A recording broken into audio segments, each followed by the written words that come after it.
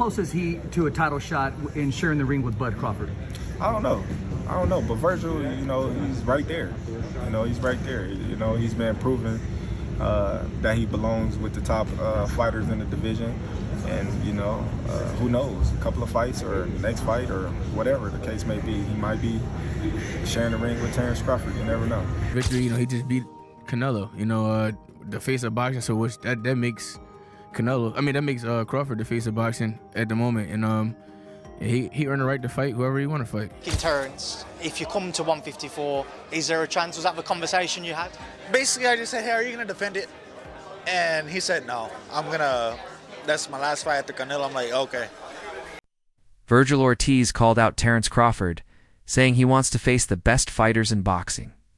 He explained that challenges like Crawford push him to get better and stay motivated. Confident in his strength and progress at 154 pounds, Fight the best. I don't care who it is. It can be Boots next. It can be Spence next. It can be Crawford next. If he's still willing to do it, because that's a fight that I've been calling for a while. I think that's a great fight to make happen still. And we're just gonna keep doing what I do best. Vergil Ortiz spoke confidently, saying that even if Terence Crawford were still in his prime, he could beat him. Ortiz said he studies everything Crawford does and respects his success, but believes his own power, speed, and timing would win the fight. He said his confidence comes from hard work, not arrogance. Many fans saw this as a bold claim since Crawford is one of the best pound-for-pound boxers in the world. Ortiz added that he doesn't see Crawford as unbeatable and thinks he can find openings others missed. His words started debates among fans and experts about whether Ortiz... Fighters that you would like to fight coming up. So we got Tim Tszyu, we got Crawford, Spence, or I guess you can say the winner of Spence or Fundora. Charlo's a good one. Who else we got at 54? You want to fight Terence Crawford right now? I would love to fight him, man. I think he's like probably the #1 pound-for-pound fighter right now. Do you think he's out of his peak? No. Or is he in his peak now? I think he's in his peak. And you're saying you could beat a peak prime Terence Crawford? I'm saying I believe that I can. I respect it 100%. I believe that I can. No, I respect him as a fighter, though. That's the thing. When I want to fight people, it doesn't mean that, I don't like you. Like, let's get it on. It's more like I respect your skills, and I want to see if I can beat you. After Vergil Ortiz defeated Israel Madrimov, many fans compared his win to Crawford's earlier fight with the same opponent. Crawford responded, saying that even though Ortiz won, he didn't look dominant. He pointed out that Madrimov didn't seem as sharp or in shape as he was during their match. To Crawford, that win didn't show how Ortiz would do against top-level fighters. His tone was calm but confident, reminding fans that he was more prepared for my fight. If you watch him, he was winning the fight, and he gassed out. Oh yeah, that's true. Yeah. He gassed out, and he said from, I don't know what type of sickness he had. So condition-wise, he wasn't as prepared. Yeah, that he had to pull out the first fight and come back. I don't know, but Vergil did good. He put a lot of pressure on him, and fought a good fight. But you could tell that he didn't leave unscarred. Unscathed. When you look at the faces of both fighters, you would have thought Vergil lost. Oh, okay. He did hurt his hand. His knuckle was broken. I don't know if you've seen him the last couple of Vergil. Yeah. Ortiz, yeah, he had a broke hand, but he said he didn't know anyway. He didn't feel it throughout the fight. It was a good fight. I thought Madrimov was doing too much moving. Right. In the beginning rounds, which that was getting him the rounds in the bank, but at the same time, he was exerting too much energy. How do you feel about when people say, because Eddie Hearn said it, a few people were saying it, that you moved up to 154 and you didn't have the success that you had in all these times. So they're thinking it's because of the weight, when I'm saying it's the style. Madrimov wasn't trying to commit as much, and you hurt him, he never hurt you. Right. So how do you feel about everybody saying that? Well, I laugh. I won the fight. They making it seem like I lost. Well, Eddie was like, no, I think that night in August, he was like, no, I don't know about that. I think No, Eddie was. I believe Eddie was saying that. Eddie was complaining about the scorecards. Nobody said. Eddie was saying that it was closer than that. Maybe Magimov could have won. He was saying. I think he was. I think he was. He's trying to get you mad at Eddie. No, I'm not. Terence Crawford's next big fight is set. He will face Carlos Adames on March 28th in Omaha, marking his debut in the 160-pound division. Crawford said he plans to stay there for one, or to fights to chase another title and become a 3-division undisputed champion. Adames is known for his power and endurance, making him a tough first test at middleweight. Fans are excited but also wondering if Crawford will ever return to 154 to fight opponents, like Vergil Ortiz or Jaron Boots Ennis. For now, Crawford is focused on adjusting to his new weight and proving he can still dominate bigger fighters. Analysts say a win here. Crawford in their sights because they all understand that Terence Crawford can drop down to middleweight after defeating Canelo in September and becoming the undisputed super middleweight. Terence Crawford can now drop down to middleweight, 160, right? And become undisputed at 160 with 1 to 2 fights. 2 fights max, right? He'll be 39 years old in September. 2 fights, Terence Crawford can become undisputed, max, at 160. He can fight Carlos Adames in March. And then he can fight the winner of Lara versus Janovic in the summertime, August, right?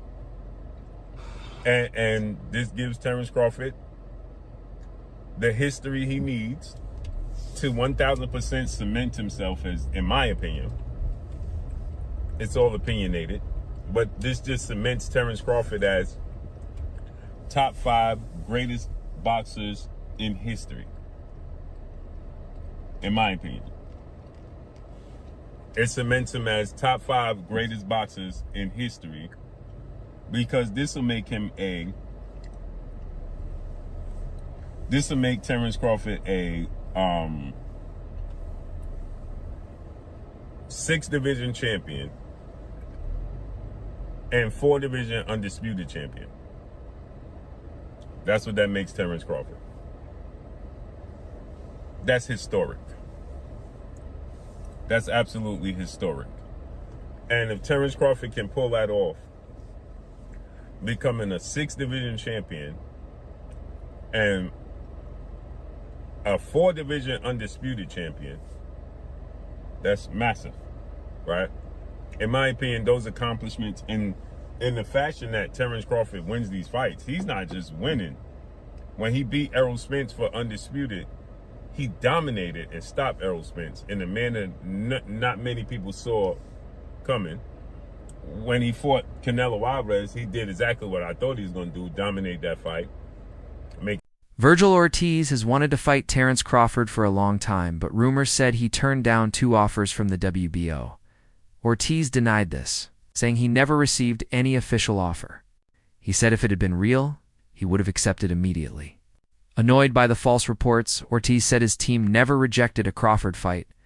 He respects Crawford's achievements and sees that matchup as a career-defining moment. His response cleared up confusion among fans who thought he avoided the fight. Ortiz said that timing and fair deals matter, but people wanted to see that fight, you against Terence Crawford. You know, when you was at welterweight, and obviously you couldn't stay at that weight class, but then he moved up. Was there ever a point where the Terence Crawford fight was a reality, like a real offer, like real negotiations going back and forth, or was it never that close? It was never that close, man. So, you know, I know a lot of people say that the WBO president said that we turned on the fight. I never got an offer. I wouldn't have said no. I would not have. I wanted that fight so bad. I mean, I'm not the type of person to say, oh, I want to fight this guy and keep pushing it and then get the opportunity and say no. There are fighters like that. I'm not like that. Yeah, you know, we believe that. I would have said yes. We believe that. But what about your trainer, Robert? Have you ever had a conversation with him about the Terence Crawford fight? More with my dad. Okay. More with my dad. You know, there were some days where he'll be like, you beat him if you fight like this, or if you fight like this, you don't beat him. So Really? Your father yeah, really said yeah, he truth would to tell it. me. No, he tells me the truth. He tells me the truth. If you fight him like this, you beat him. Other days, you're not gonna beat him like this. You know, you might not remember, but when we had our show, I believe it was called Sweet Scientist at the time with The Zone, and we had you on, and you were one of our first guests, and I asked you about Crawford, and you was like, nah, not yet. I'm not ready for him. You know, that was humble. No one really speaks like that. Now, you was ready for him maybe about 6 months later, but still, you were humble enough to say that. Do you remember that? I don't. You know, No, I don't. Hell no, you can't. You got hit with a few Jaron Boots Ennis, another top super welterweight, also said he wants to fight Terence Crawford. He admitted that after Crawford's win over Canelo Alvarez, the veteran became the face of boxing, meaning he now chooses his next move. Ennis praised Crawford's career but said he's ready whenever the champion is. He added that he doesn't chase fights out of desperation, but knows facing Crawford would prove his own talent. Fans saw his comments as both respectful and competitive. After Ortiz's recent win, Ennis entered the ring, and the two exchanged friendly but tense words, creating major buzz. Ennis, who holds the WBA super welterweight title, had already hinted before his fight with Erickson Lubin that he wanted a big name next. Seeing Ortiz and Ennis share the ring gave fans hope for a possible 2026 fight. And I think this is one of the best like American fights that can be made. For sure. And with all due respect to everyone else around the world, I think it has to be in America. For sure. Right? Gotta be. It gotta be. I feel like you gotta do this one in the States because everybody wanna see it. Everybody go. I think it's a pay-per-view fight for, and I think everybody will pay to see it, or everybody will come out to come see it wherever it's at, whether it's in Vegas, Madison Square Garden, wherever it's at. What's your obviously you'd love it in Philly, but I don't think it'll be Philly, right? No, absolutely. Okay, It's not gonna be in Philly. Yeah. So where is the ideal spot for it? What deserves to host this fight? Which venue in your opinion? To me, either anywhere in Vegas, so like the T-Mobile Arena, yeah, or maybe go old school MGM. Oh man, I love the MGM. Or we can go Madison Square Garden. Okay. I think Madison Square Garden would be crazy as well. That'd be historic as well. So either one. There aren't enough big fights at the big MSG. No, Yeah. I'm not talking about the theater. No, I'm Theater's talking about cool. the big one. Yes, I'm talking about the big one. That's why I Not say I enough want big fights. I always wanted to fight at MSG anyway. Yeah. So, I like how it looks in there. It's real. It's real incredible. nice. When they have fights and stuff in there. So, for me, it would be either the T-Mobile Arena or take it back. We can go old MGM, or we can do, Madison Square Garden. Do you think he would say yes to MSG because that's kind of a home game for you, right? That's so close to Philly. I mean, I feel like he has a deep fan base, and I feel like all his fans and stuff will come. If it was to be in New York, I feel like they all will come. He got a good fan base. I got a good fan base. I feel like it'll make for a great fight. And who don't want to come to New York? Oh my God. There was a time where MSG was holding all these big fights, hosting, and now I feel like, every couple of years we get, when we got Taylor Serrano, prior to that, it was, Brooklyn's cool and all, but we got to go back to the Mecca. The Mecca is the best. I would absolutely love that. In your perfect world as well, he fights November 8th. Yep. How soon could we get this fight? You obviously didn't get hurt in your fight, I would imagine, right? 72 seconds? Yeah. Unless something happened? I mean, it depends on how his fight go. If he's in a war, maybe we'll see. Maybe April, March, April. If not, if he make quick work of it, who knows? We could be back in there sooner.